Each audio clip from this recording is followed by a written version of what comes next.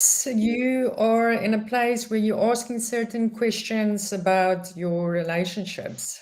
How can you trust be built and maintain a relationship? Maybe you're asking about how does self-awareness contribute to the success of a relationship? What are the secrets to building a perfect relationship? Why is unconditional acceptance important in a relationship? And what are the key components of healthy relationship dynamics? So if you want the answers to these questions or your own unique questions, then please stay tuned. We have a very, very interesting discussion coming up.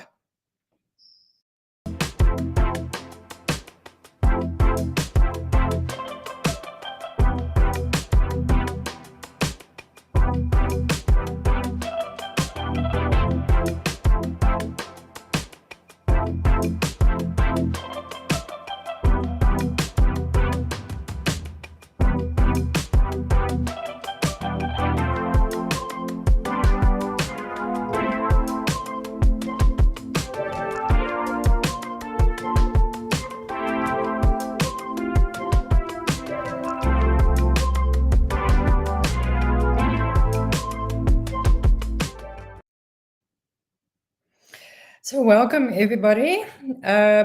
This is part 2 of why your relationship with yourself sets the tone for your entire life. We do have a video available of part 1, which I'll quickly bring up if you want to go and have a look at that. And we are continuing the topic today. So let me welcome Emmanuel, that is going to take us through the next few sections of this very, very interesting topic on relationships. So Emmanuel, great, welcome, and we're looking forward to you setting the scene and taking us into this topic. Thank you, Linde, and also for the introduction, and welcome to all our viewers. Linde, could I ask that we start with gender so that I could just pick up where we were before in part 1? Thank you. So in 1, we covered why our relationships don't work. We also covered is a shift necessary in your relationships. And then we realized, oops, it's too much to cover all the other topics. Then we went straight to Peace Evolution's recipe. And then we covered how do you recognize your purpose. And part 2 was born out of the blue. So, Linde, I just would like to confirm with you, we are going to start at point number 3 today, or am I repeating point number 1? I think I would like to repeat point number 1. Yes, please do, Emmanuel. That will help set the scene. Right, so point number 1, and when that is done, we're going to bring up the agenda again and then jump into the next point. So there we are, why our relationships don't work. And the topics that I'm going to cover as part of why our relationships don't work is, and follow the ticker right at the bottom, our relationships are mostly a struggle. And we are going to show during this presentation why our relationships are mostly a struggle. We are also going to cover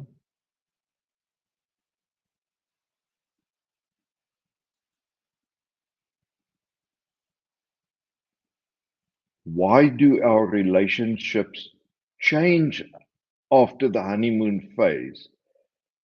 And at this point, I want to expand on the talk about relationships is covering intimate relationships, but also all relationships.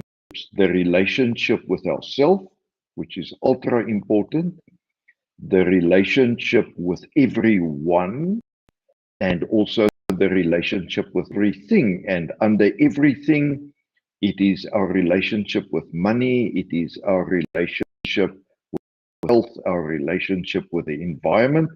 So please keep in mind, this is not only about our intimate relationships, it could be the relationship with our work as well.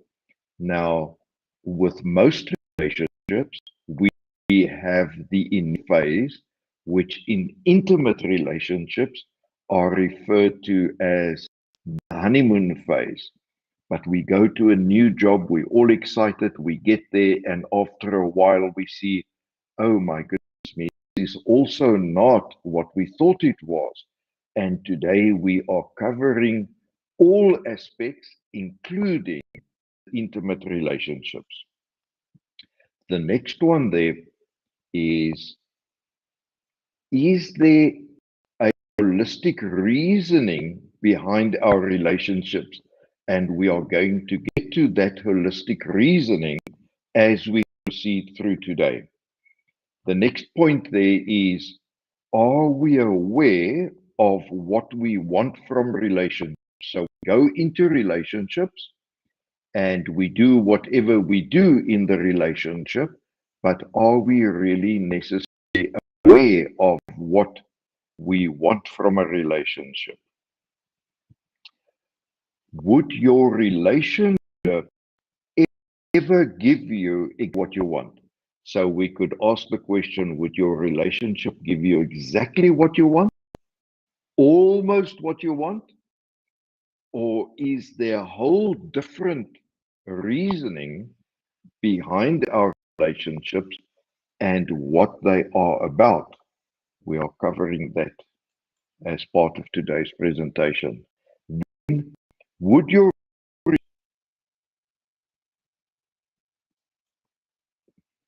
then, oops, there's a glitch in the back office.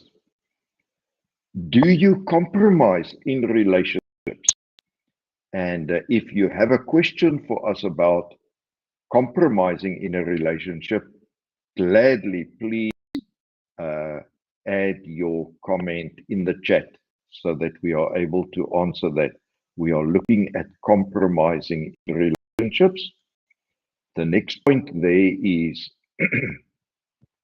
do you unconditionally accept what your relationship brings? So this is again relationships, the relationship with someone else, with something else, and we are covering the unconditional part of it. Now we are beginning to move towards what we uncover as part of peace evolution. Do you yearn for a different life? Now, all our relationships are based on a certain pattern, a certain foundation, and as with anything, if the foundation is not solid and it's cracked, then of course the relationships, any of the relationships would also possibly not be what you thought it should be. And therefore, as we continue with our life, we yearn for a different life. If that is the case with you, stay tuned. Then there is the point that does something feel missing? Is there a notion that you have your life, but you continuously have this nagging feeling that something is missing? Is your life unique to you as your fingerprint? So in other words, is your life, and I'm not minimizing our lives, but is your life just another life? You were born here, you see what's around you, you have a frame of reference, you have the standards and norms, and you attempt to fit into that gracefully, but yet you are unique as your fingerprints, and is your life as unique to you as your fingerprints? Are you living your uniqueness? As I was just saying, is it just another life that you have, following the patterns of what you see behind you, what the marketing world shows us, and what we see around us, what we read about?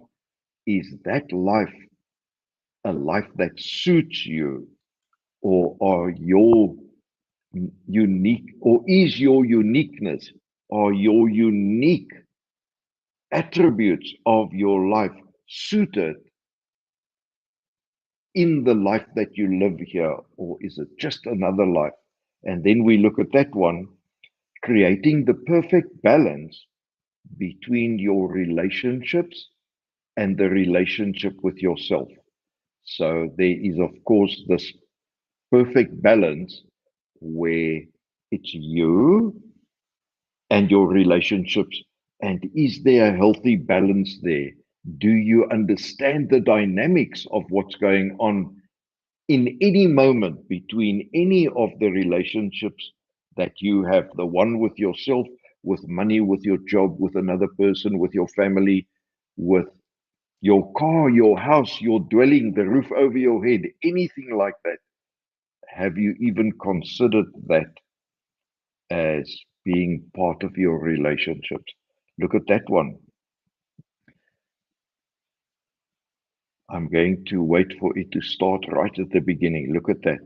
The relationship with yourself sets the tone for your life in every aspect, and every relationship with yourself, A, with yourself, B, with everyone, all the other people, your intimate relationships as well, everything, the environment, your job, the car, the money, even your health, everything? Or is it just a matter of you have just one other life and your uniqueness is not part of it? And then where we end up by working with these dynamics and understanding these dynamics, you and I and everyone has the possibility to evolve inner peace. And that concludes section number 1. And now Linda is going to join us again. Linda, do you have any questions for us? No questions. I would just like to inform the viewers that we had quite extensive discussion on your point that you mentioned about compromise in relationships in the first part of this series that we've done about that. So please go and have a look. We had very interesting insights on that. That's all from my side, Amonia. We can move on. Let me just bring up the agenda. Thank you, Linda, also for emphasizing that interesting topic we had. Pleasure. So again, the topic today is about why your relationship with yourself sets the tone for your entire life. We just covered why our relationships don't work. We posed a few questions and I hinted on a few things. Now, where are we going to, Linda? Okay, so now we start at number 3. How to Right. shift when it comes to your relationships. Let's start that. Now, what I would like to say to our viewers, that the points that you are going to see now are points that in our research, we see these are points that people are curious about, that they are interested about. I'm guessing also things that they are wondering about. And also includes things that possibly uh, is something that does not work, and therefore they are curious. So let's have a look at this particular point. I heard this often. A guide to being your higher self. So there's no guide. And there are very, very many people that have written books on the topic. There are therapies. We have psychologists.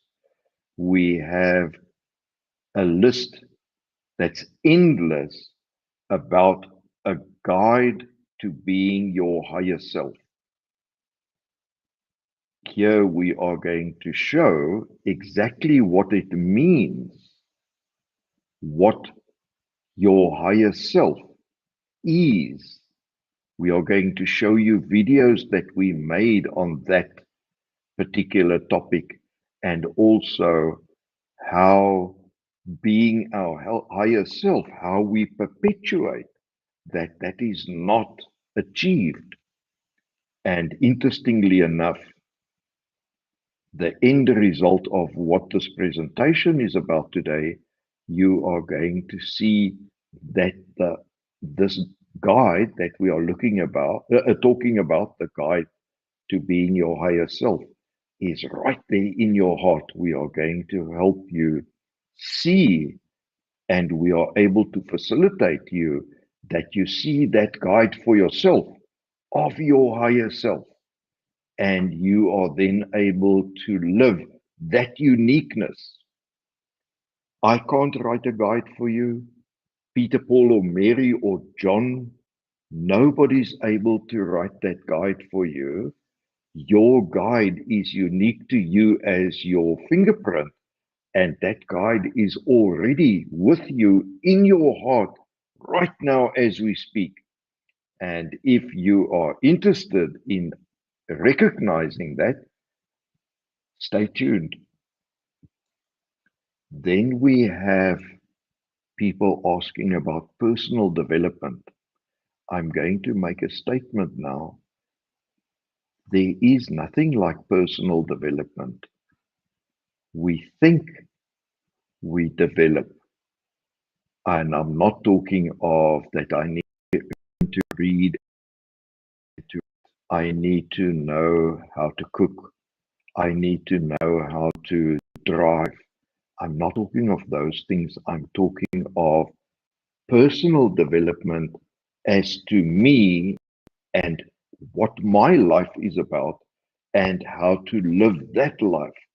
That personal development does not exist, and we're going to show you why we make such a harsh statement here.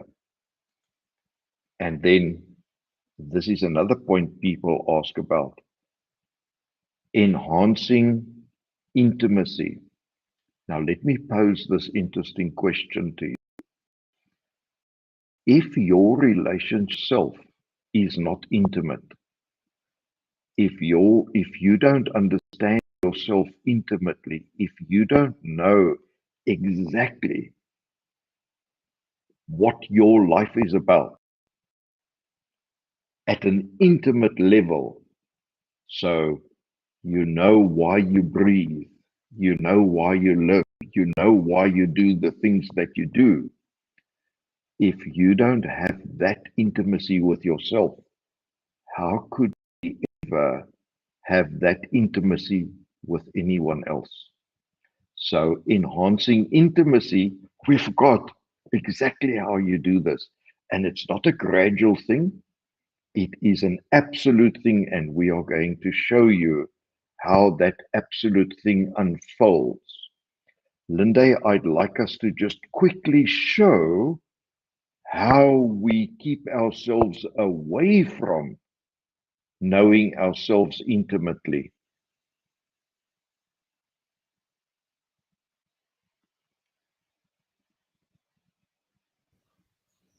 Okay, thank you, Linde. Please, could you just show that, and then I'm going to jump to the spot. Just say that again, Amonia. What I Could need you to just show? show that how we perpetuate? Oh, yes, of course. There we go. Right. How we perpetuate the belief that we are unworthy. So please remember what I've been saying now is there's nothing like self-development, our intimacy. I was touching on that, which was part of our part one. Now I'm jumping from here directly into point number three, how to shift when it comes to relationships. And and there is the video that we made about how we hold ourselves back from this particular point. So becoming your higher self, we mentioned. Now let's have a look at this positive psychology. So one of the things we could, of course, do is go into this whole mode of positive thinking, developing a positive psychology. So that's something we could do. That's something we could learn. That's something we could develop into as part of self-development. I made a statement a little bit earlier about how it's absolute. It's not a gradual thing. So if you look at positive psychology, by making the step change that we are going to show you here in this presentation, with one step change, you are able to go into, I'm just going to show that again, becoming your higher self instantaneously. Consequent to that, your positive psychology is not needed. I would like to make this other harsh statement. This thing about positive and negative also does not exist. Your life is either absolute or you are looking at and coping mechanisms and survival mechanisms. And here we give you the opportunity to see that dynamic. You then make the choice. This is for me. I would like to make that step change. No, this is not for me. And that's fine. We are not prescriptive. Look at this, healthy boundaries. So we have this notion that we tend to meddle in other people's lives, other people meddle in our lives, and there is not this line of a boundary. Where does my life start? Where does my life end? I'd like to sketch this at a very, very, very, very high level. Let's say this is your world and whatever that encompasses. This is your world, and this is somebody else's world, and this is another person's world, and this could be any relationship of any type, one with your work, one with yourself, one with your health. So all these different worlds, and if we do not know what the boundaries are of our own world, then of course we start meddling in each other's world, so to speak. And if I would like to explain this even deeper, have I got any rights in your world? Have you got any rights in my world? Do any of us have any rights in somebody else's world? So if I do things and I am into somebody else's world, in the boundaries of their world, it means I actually am stepping out of my boundaries. Now, if I don't understand this principle, I go into that world uninvited, and I'm not even aware of the boundaries that exist. They are not there like countries have a boundary. They are there based on our own understanding of our own uniqueness.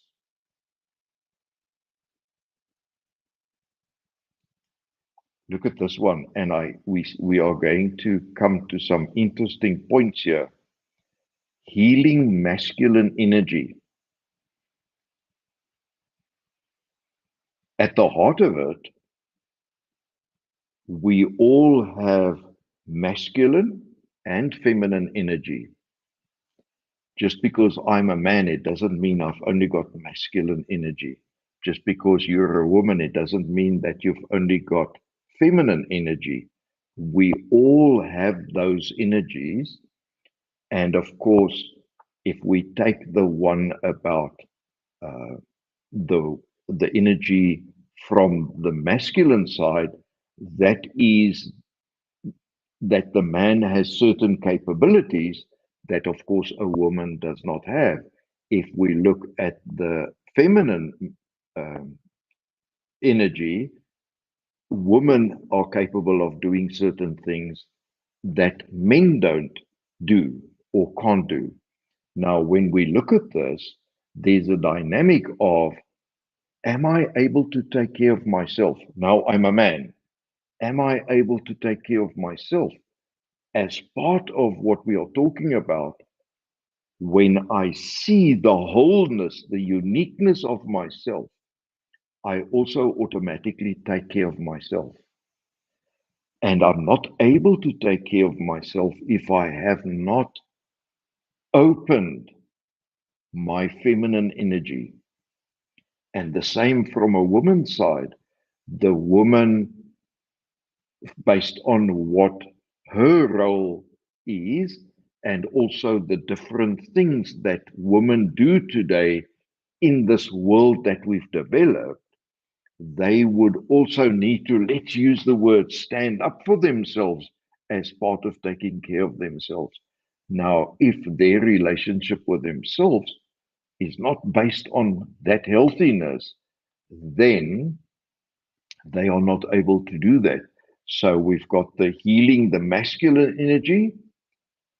And as part of healing that masculine energy, I also need to, as a man, heal the feminine energy. And as part of the feminine energy, if I'm a woman, I also need to heal the masculine energy. It's in both of us, in both genders. Look at this one. How to not be needy. Now, if my relationship with myself is not healthy, or whether I'm a man or a woman, that doesn't matter. I'm going to be needy in my relationship. I could be needy in what my job offers me. I could be needy in how I make money. I could be needy in that my house, my dwelling, wherever I stay, is based on certain values, which most probably don't have anything to do with our uniqueness. So, what we offer is a way of how to not be needy. Then, looking at what's going on there now, how to stop being needy in a relationship. So, the neediness, as I alluded to, is in a job, is in my relationship with myself. I give an example. I might not have the strength or the confidence, and that makes me needy in relation to my job, in relation to myself. Now, here in a relationship, now, please, that relationship could be an intimate one with another person, with a partner, with a spouse. It could be in a job. It could be in my relationship with myself. So there's neediness at all levels. So, how to stop being needy in a relationship is what our recipe covers. Self sabotaging behavior. Now, The biggest self-sabotaging behavior that we exhibit, we covered in the video that we had on the screen a few minutes ago, the one about perpetuating the belief that we are unworthy, and we could replace that word unworthy with, there we are, how we perpetuate the belief that we are unworthy. And unworthy there is in yellow. We could replace that with good enough, with failure, with I'm a nobody. There's no space for me here. We all have our own way of thinking about ourselves. We could plot that into the unworthy. Now, that is the biggest self sabotaging behavior, and we cover it in that video extensively. Walking away from a relationship, which is definitely not easy to walk away from a relationship.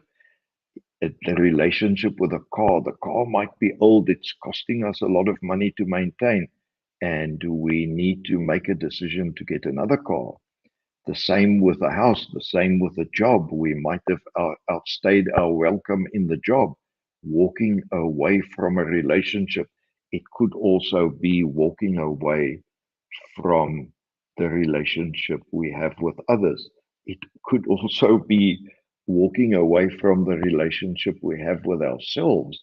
Now, that is also very, very tough if our relationship with ourselves is not healthy. It's also difficult to walk away from that unhealthiness to a healthy relationship, even with ourselves. So the relationship dynamic is far reaching, much, much further than just with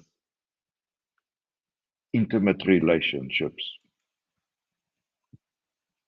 Look at this one that people ask about, how to approach women. Now, the interesting thing here, of course, is apart from the things I'm talking about, there is also the notion about having the confidence to strike up a conversation. There is also the confidence that we might not have to, even though we are fond and attracted to somebody, to then approach them and even taking the relationship to a different level. And again, that is apart from our own healthy relationship with ourselves.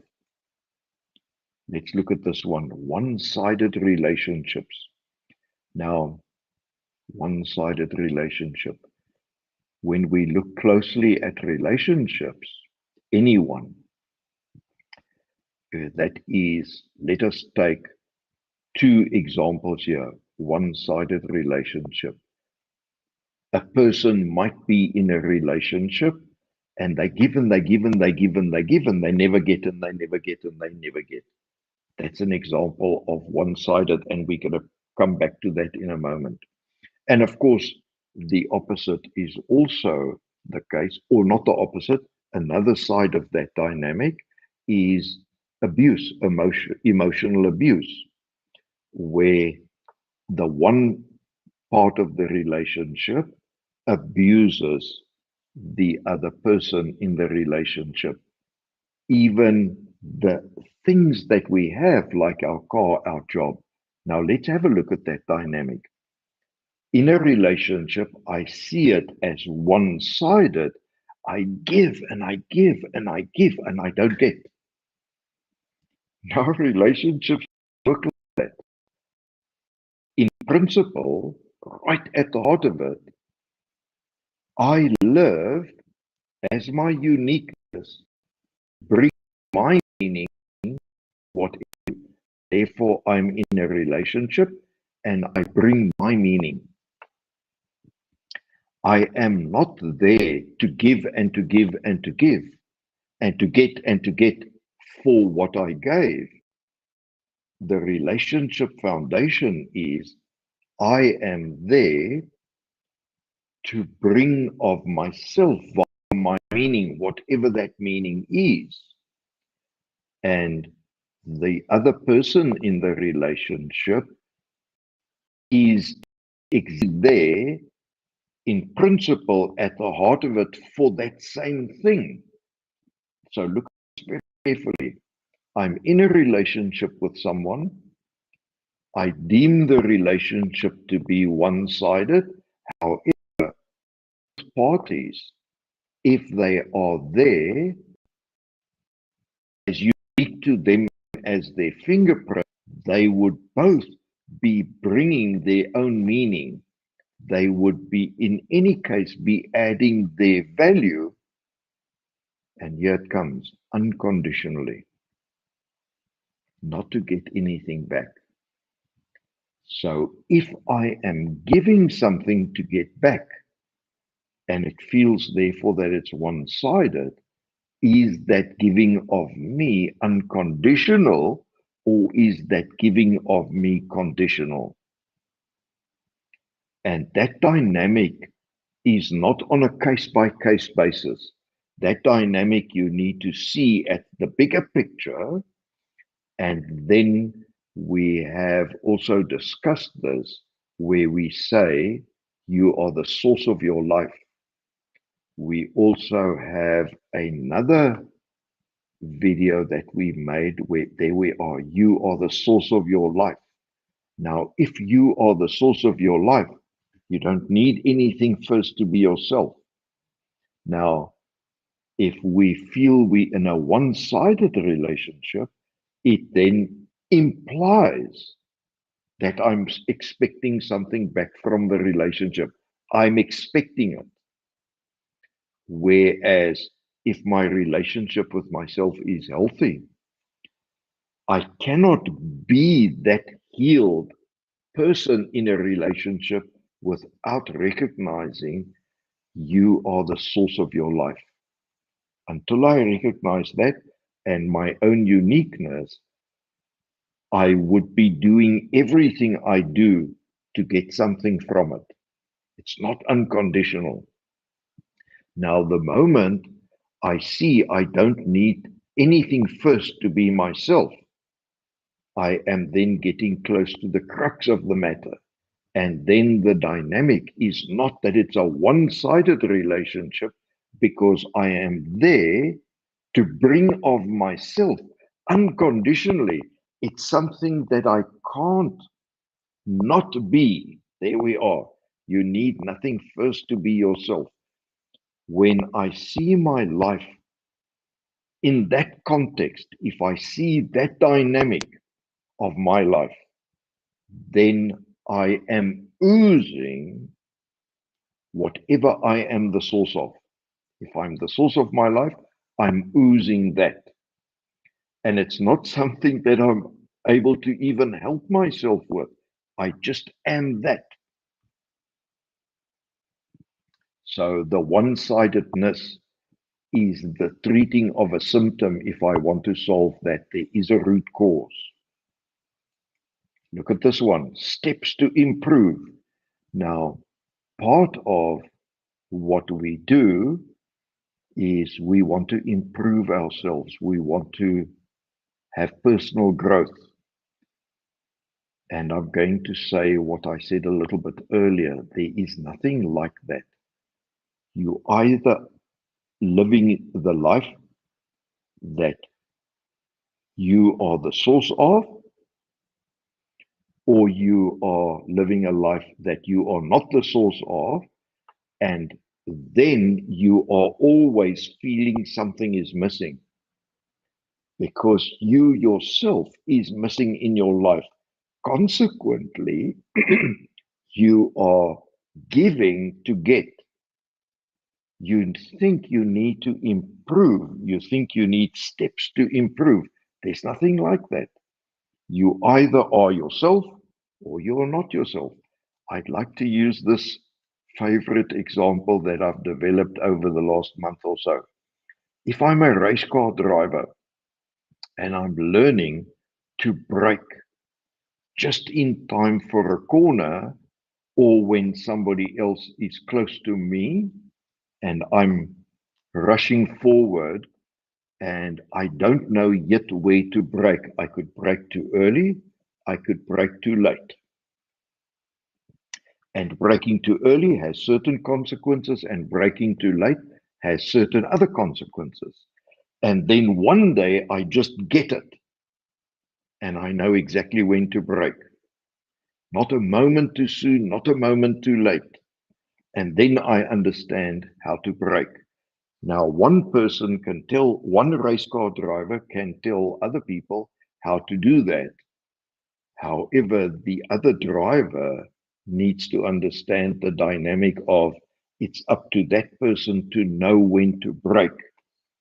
Now, if we bring that back here, there is nothing like steps to improve. You either know when to break or you don't know when to break. You either are your first choice self or you are not your first choice self. You either are the source of your life or you are not the source of your life.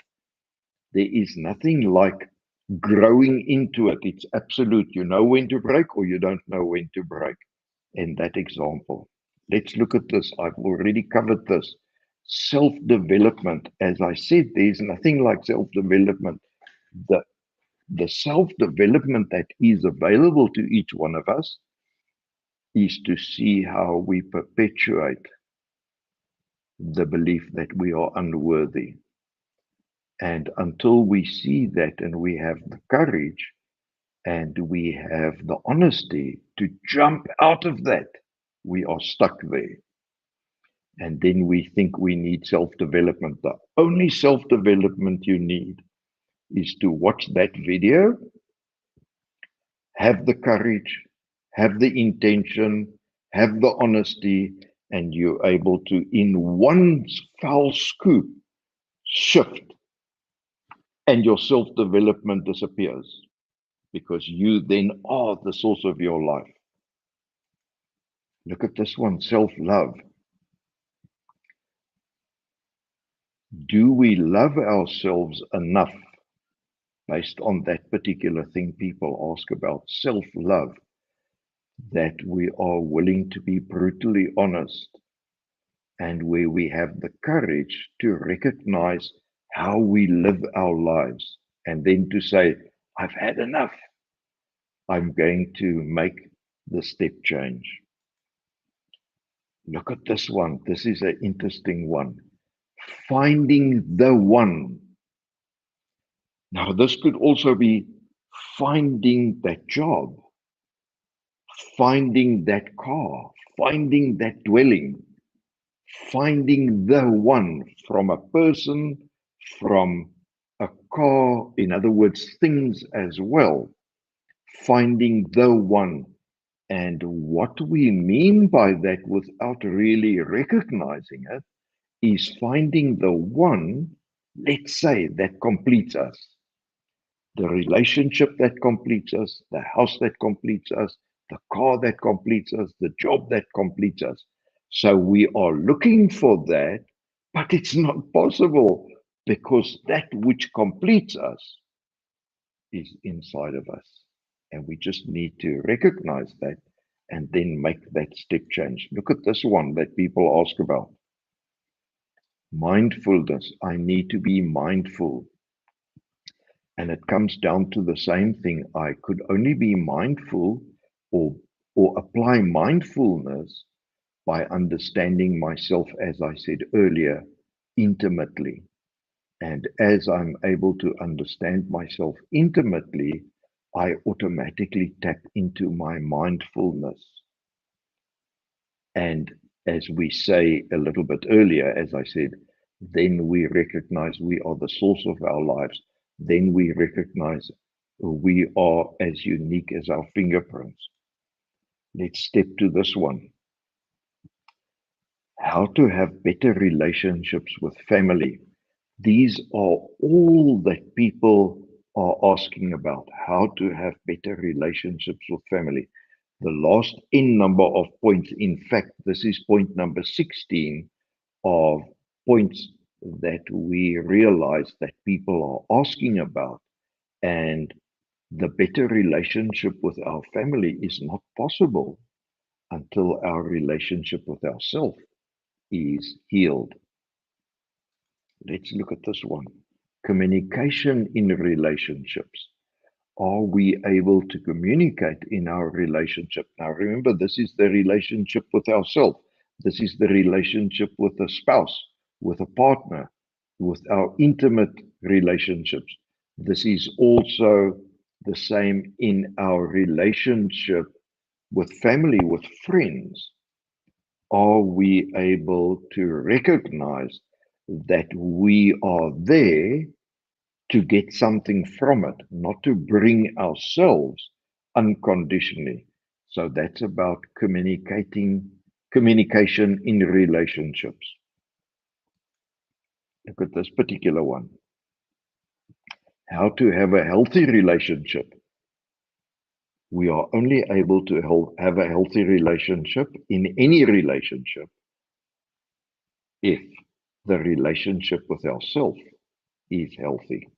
Otherwise, we don't know what that means. And we think it's something we need to develop. We think it's something we need to learn. Look at this particular one. Self-help.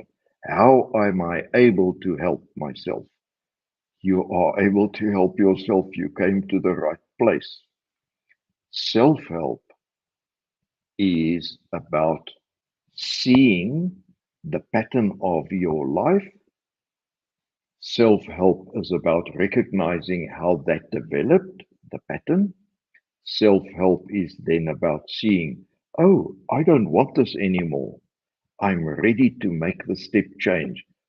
You need courage, you need intent, and you need brutal honesty. And you are able to self-help yourself in a split second, and something else starts unfolding. Here is a tricky one. Avoidant attachment style. And that is, if we look carefully there at what that even means, is here we are. Avoidant attachment style is an attachment style a child develops when their parent or main caretaker does not care or responsiveness past providing essentials like food and shelter. So that is a mouthful. Now, enough to say that avoidant attachment style is something that we develop, and as we are talking here, it's something you are able to remedy in a split second. So that is a summing up, a summary of something that developed over years in my life, in my upbringing as a child. How to solve that? Look at this particular one. Fearful, avoidant attachment. Fearful, avoidant attachment. An insecure attachment style where a person wants to trust others but is afraid to. Now, therefore, there is something in me, if if that was something that I had, fearful, avoidant attachment, there's something in me that says, I'd like to trust, but I'm afraid to. And here we are also able to show you, and we are going to get to that in further points, how exactly to stop that in the moment and why it is there. Look at this particular one that people also ask about. How to find the one. Now, again, it's something slightly different to how we said it before. How to find the one. Let's say the one person that completes me, the one person that brings me everything that I desire. It also applies to the job. It also applies to the car, to the house, the one. And that's not possible until I find the one that's inside of myself. I need to find that one that's inside of myself, and then a whole new world opens for me. Now, that brings us to the end of this topic of how to shift when it comes to your relationships. I've now mentioned several relationships and how to shift from that. I've alluded to it, and we're coming to that soon. Linda, this brings me to the end of this section, and back to you.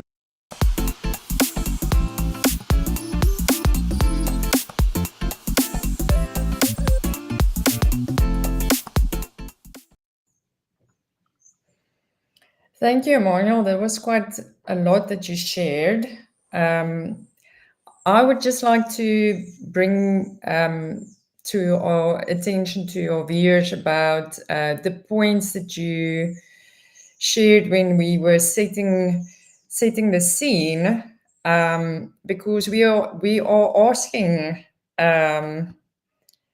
here why you're no no sorry how to shift when it comes to your relationships. And as you mentioned, there are so many methodologies out there, and how to do this. And now what's interesting to see is what are people searching for? And my question is, why are people searching for these things? Why do they want to know about having better relationships? And those things that you set the scene with is that you are probably finding yourself in a place where you don't want to be. So you're yearning for a different life, and you are probably feeling that something is missing, but you're not exactly sure what that is. So so this is what we are unpacking here today, and we are shortly going to give you a recipe to make that shift. So that's the one thing I wanted to say. And then also something that you said that was really profound for me personally and that really stood out is that when I'm in a relationship, and it doesn't matter with what, whether it's a partner or it's a career or whatever, it's not about giving or taking, but it's about bringing my meaning and adding value unconditionally. I think that was said so beautifully, and I just wanted to highlight that again. Yes, and then I wanted to ask you about perhaps maybe just elaborating on that principle where you were discussing about healthy boundaries. One of the things that came up for me, perhaps maybe that's a good example, and you can add your comments to this, is if we do we have the right to meddle in someone else's life, or does someone else have the right to meddle in our own lives? And I thought to myself, sure, if we think about politics and wars, isn't that a good example of us humans meddling in each other's lives? I just thought, with everything that's currently happening in this present moment in the world around us, I just thought of that as a example. Um, what do you think about that, Emmanuel? Linda, so you said very interesting things now, which I'd like to recap on. You said three things. would you mind just sketching this last one as a question in Sure. the chat so that our viewers would be able to just frame it as best as you are able to? And is it okay if I talk while you frame it? Sure, 100%. Okay. So, Linda, you picked up on some very interesting things there.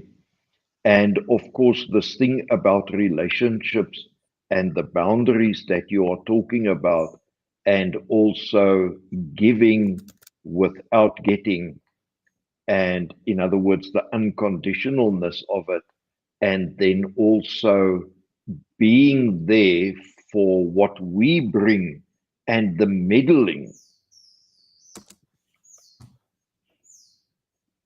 What I'm about to say, in reality and in terms of what peace evolution offers, is a harsh statement. The moment I meddle in someone else's life, the moment I meddle anywhere, let's say I am meddling to the extent where I'm ruining the environment in terms of, I'm going to just say this loosely, where I ruin the sea, I ruin the rivers, I ruin the Amazon.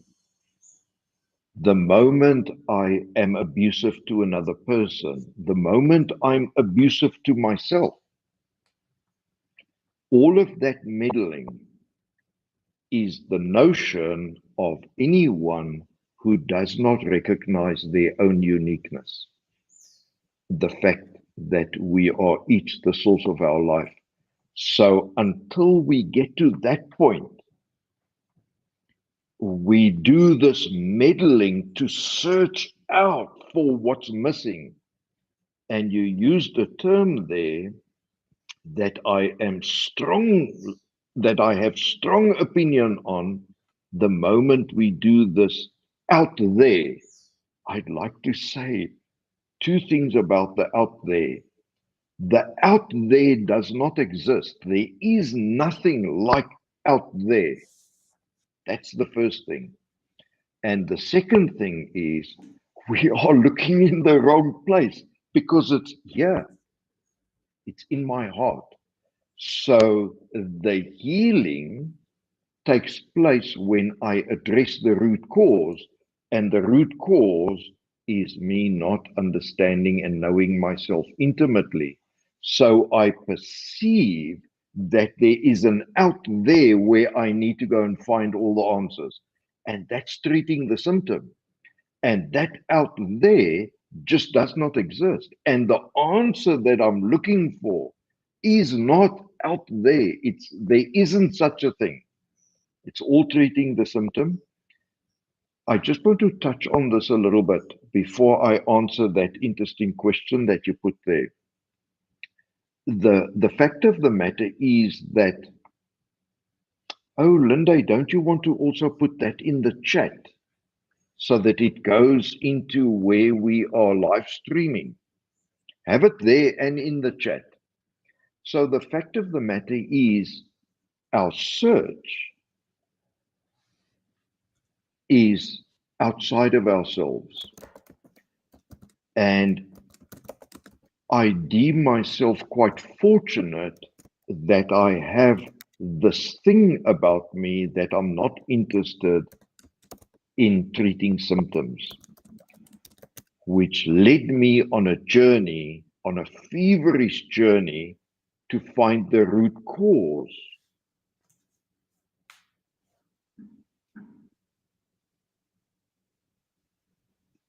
To find the root cause, and in finding the root cause, I recognized that this out there notion is all about treating the symptom. Finding value out there is all about treating the symptom.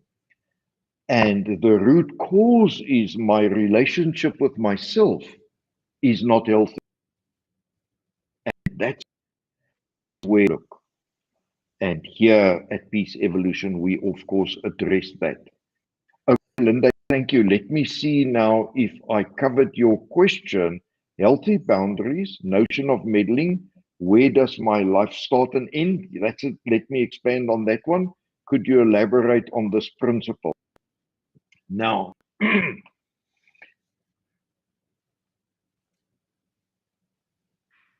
if we now look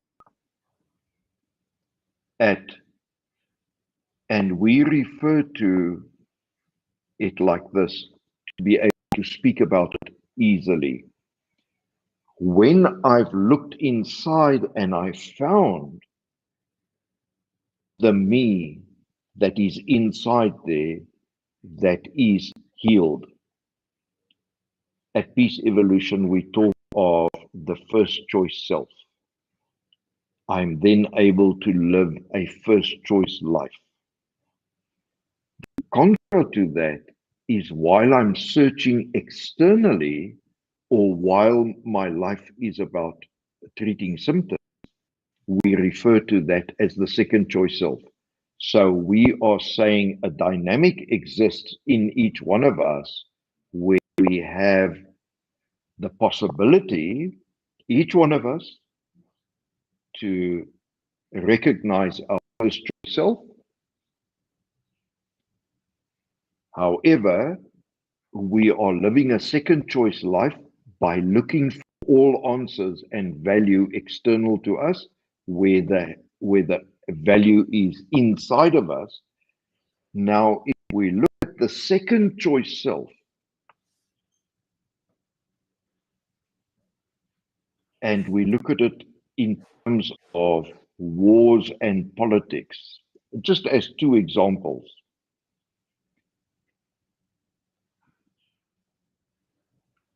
And let me name a name. If we take, for instance, the atrocities that Hitler brought to bear on humanity.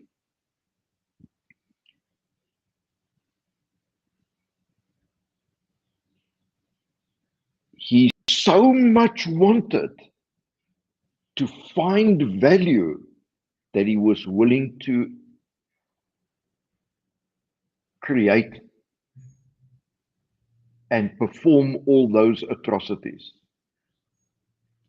He was so needy that he would kill millions of people to recognize something that already existed inside of him.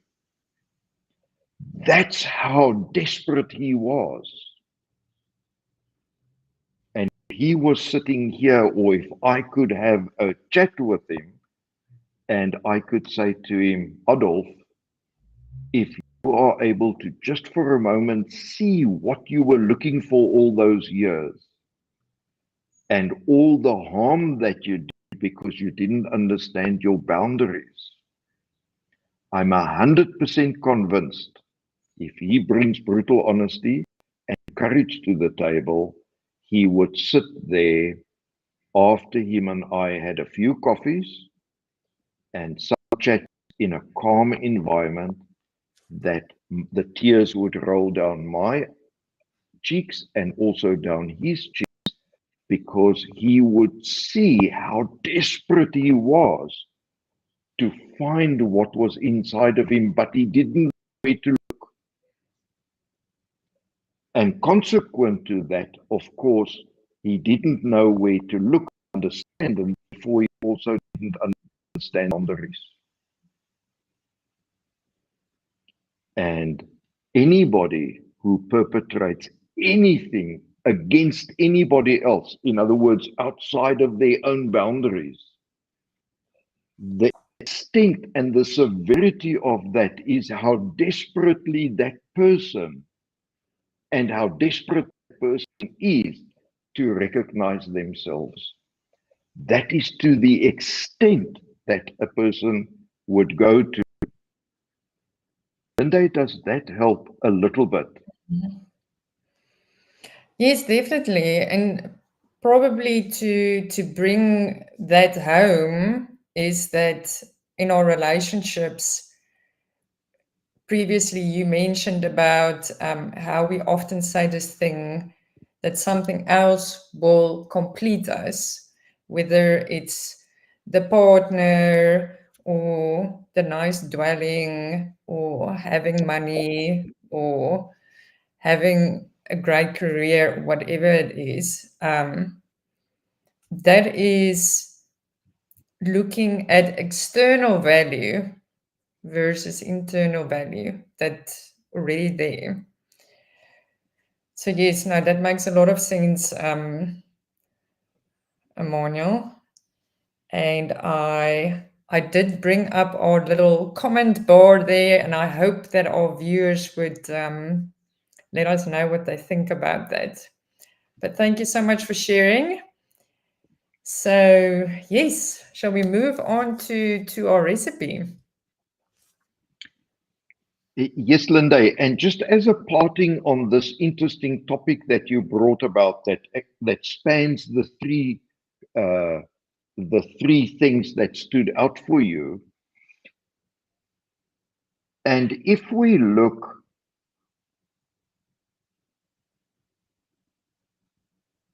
at the extent to which we are willing to go beyond our own boundaries, and we see the desperateness, Mm, and we see it from the healing that peace evolution is about, the point about evolving in a peace. That is the extent of this particular vision that we have, that we are living.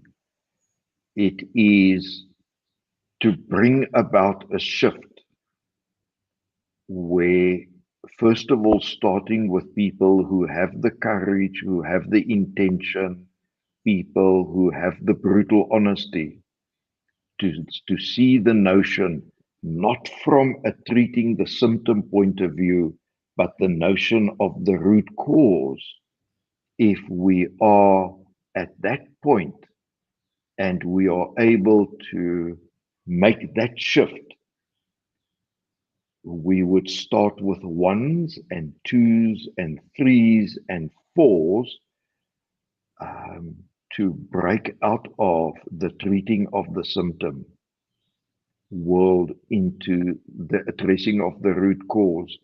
mm, And if we see what you just asked me as an amazing opportunity of spreading the message that we are spreading, where our message is coming for only one purpose, and that is to evolve in a peace. And from that, as a secondary option, that is liking what we do to spread that message, to bring that healing, and as a secondary, to make money to pay the bills. And that, in a nutshell, is what peace evolution is about. And the extent to which people are willing to step over the boundaries of them being the source of their life. And we see that each as an opportunity, because the more I'm able to step over it, the more, once I see what my life is really about, the more healing I would bring. mm, And that's the beauty here. None of what we are talking about is said in judgment of the other person. It is all opportunity, because we are only interested in one thing, and that is to evolve in a peace. And mm, we see in those leaders who advocate all the atrocities and perpetrate all the atrocities, we need to get some of those to see their life for really what it is. And therefore, we are able to, on a bigger scale, evolve in a peace. mm. Linda, thank you for that again. Yeah, no, and thank you for adding that, Emmanuel. Okay, let me bring up the agenda.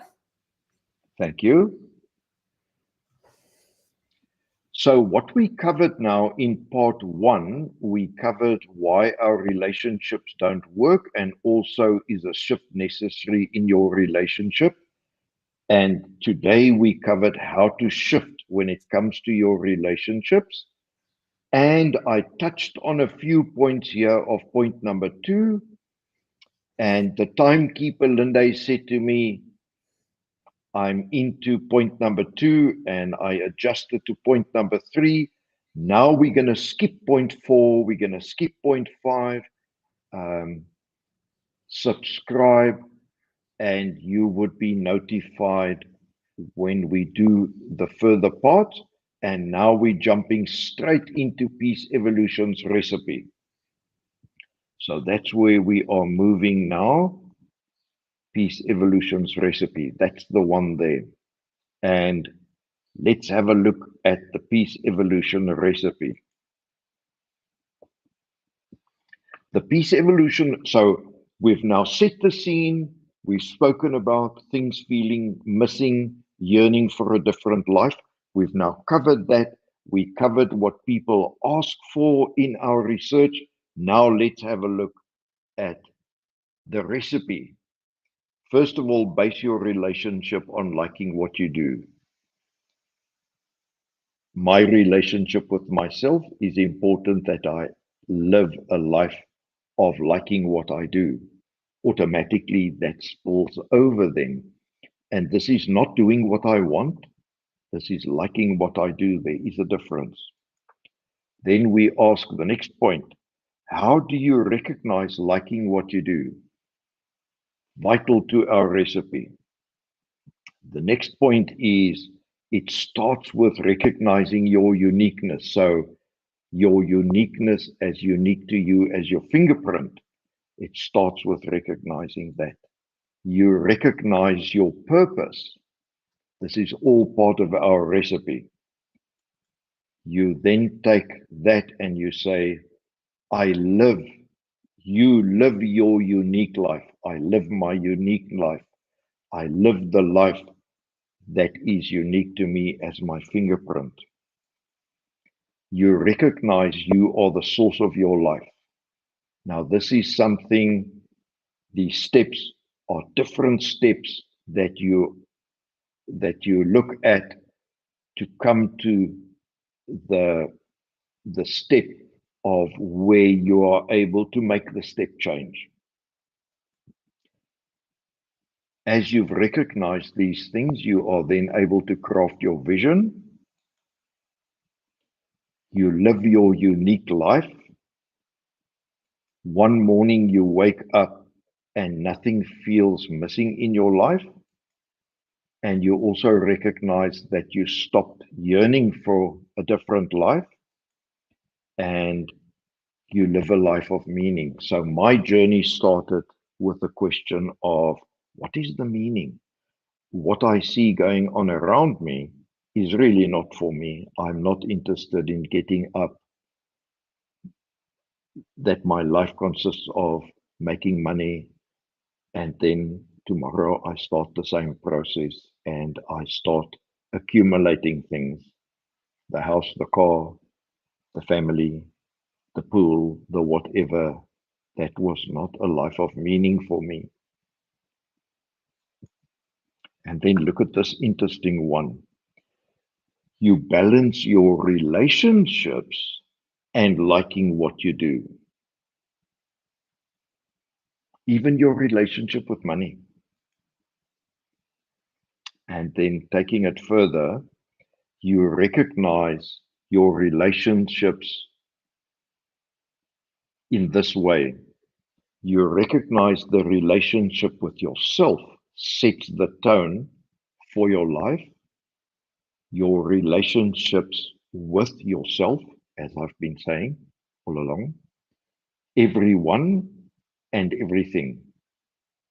And consequent to that, of course, you are now living the life that we are speaking about here how you, in one fell swoop, make a step change from the second choice self to the first choice self. Linde, and this brings me and us to the end of this. Look at that interesting image. On the one hand, FCS stands for first choice self.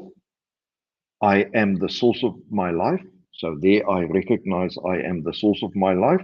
The SCS is the second choice self, and I perpetuate the belief to prove myself.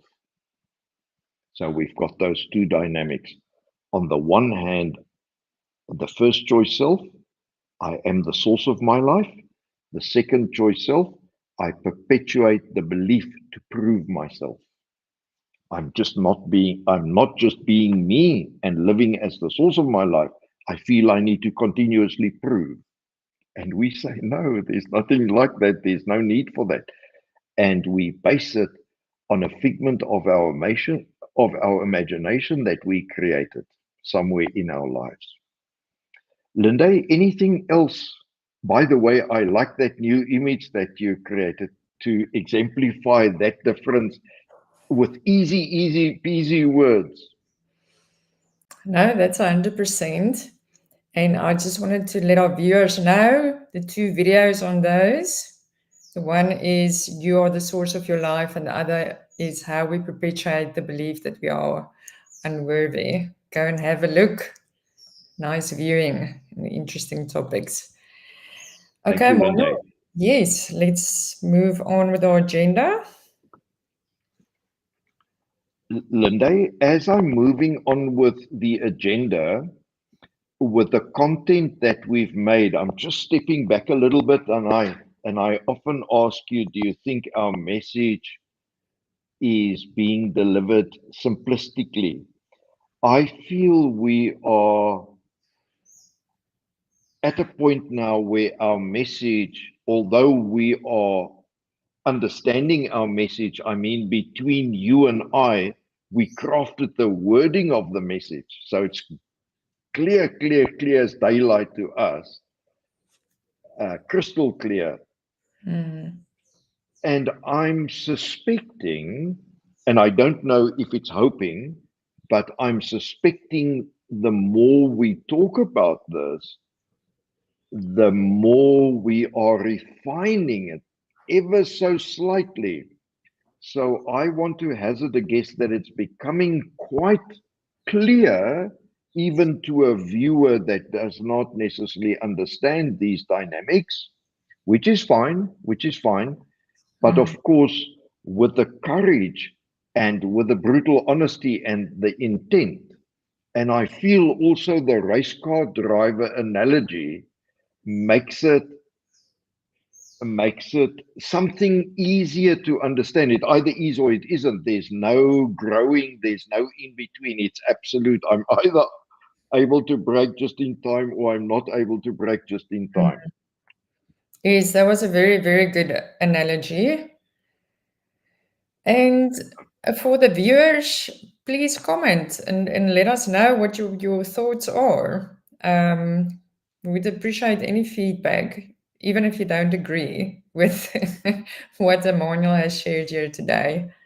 Um, right. Okay. Okay. Thank you, Linde.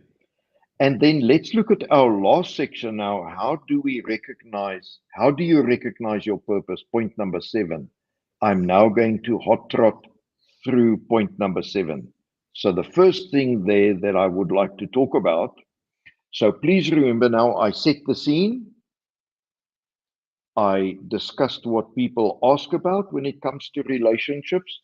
I now showed the recipe, and now let's look at exactly how you are able to implement that recipe from a peace evolution perspective. Is you follow Peace Evolution's YouTube channel where we've got the content. You follow Peace Evolution's Recognize Your Purpose playlist. We have a playlist where Recognize Your Purpose is covered And then there is also the book that you are able to purchase, the ebook. There we are.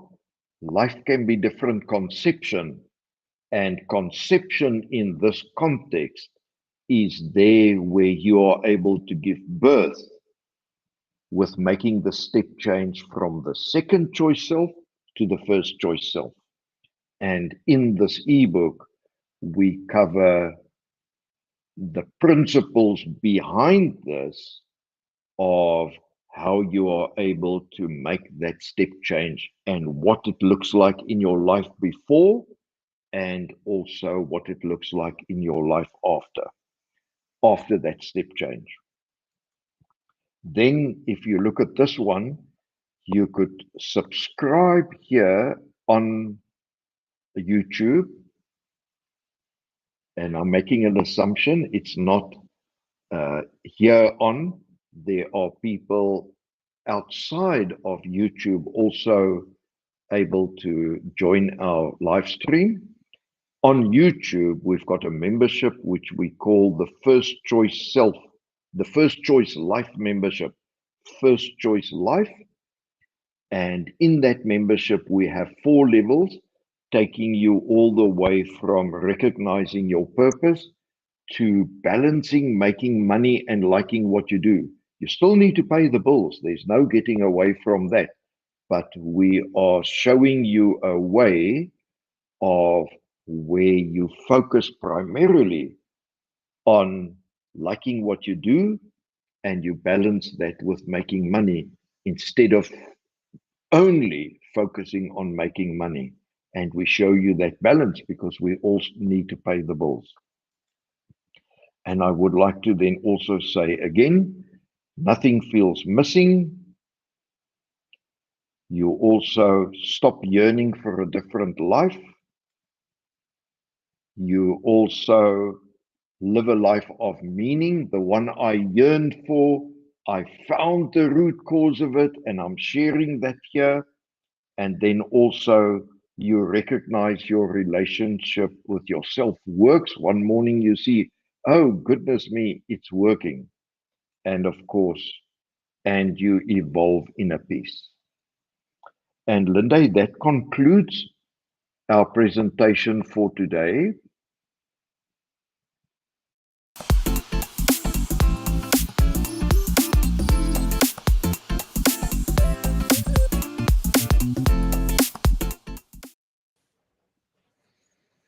Thank you for sharing, Emmanuel.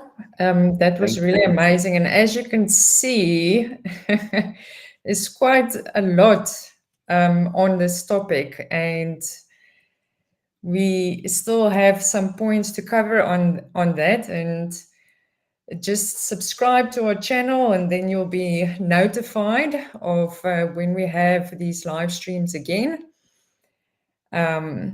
And then I just want to remind you that we discussed part 2 today of this interesting topic. And part 1 is already available. You can go and have a look at that.